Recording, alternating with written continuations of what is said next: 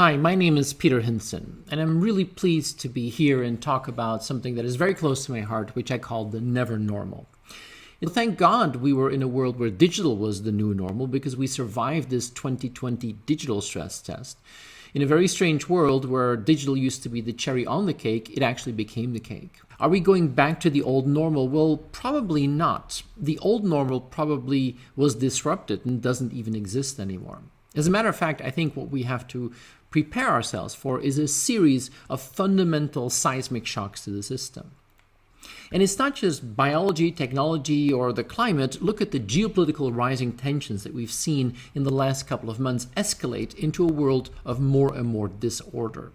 If you look at, for example, the impact that we're going to have in the world of energy or food or agriculture or healthcare, that's where the real excitement of the next decade is going to lie. And what about the world of logistics? Well, I think we can agree we live in an extremely volatile world, and this type of never normal might be the backdrop of how we have to think about strategy going forward.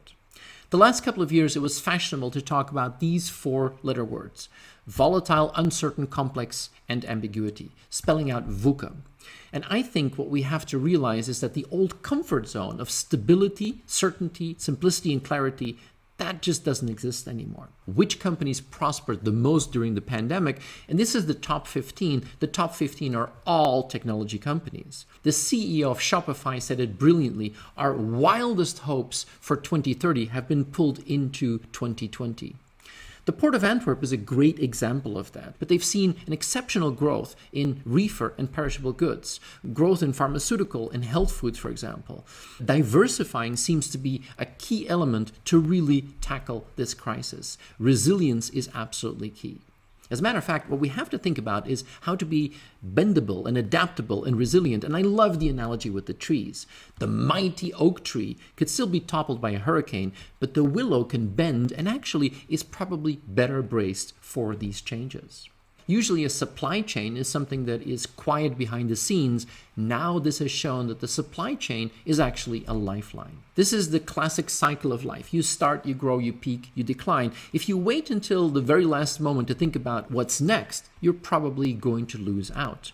Actually, even when you're going down, it's too late. Even peak isn't good enough. You have to reinvent yourself when you have the opportunity. You have to look at what is next when you're doing really well, and then you can keep reinventing yourself. How much time do you as leaders spend on today, tomorrow, and the day after tomorrow? But reality is 93, 7, and 0.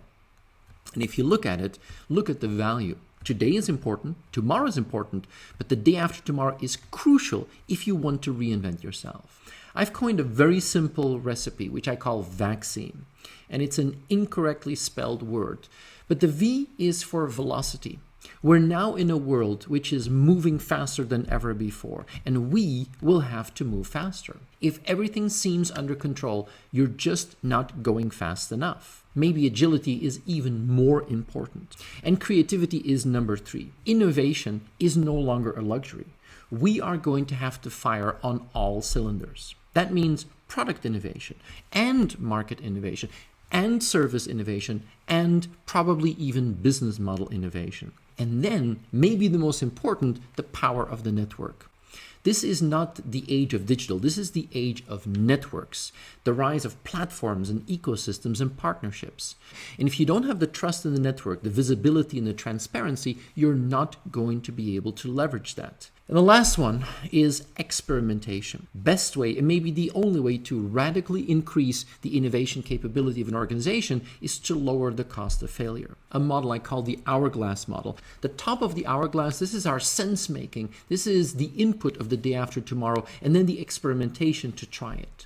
And then it falls into the bottom part of the hourglass. This is where we scale and run and focus on the bottom line. And to put it in Star Wars analogies, you probably need the rebels and the empire at the same time to really thrive in the never normal.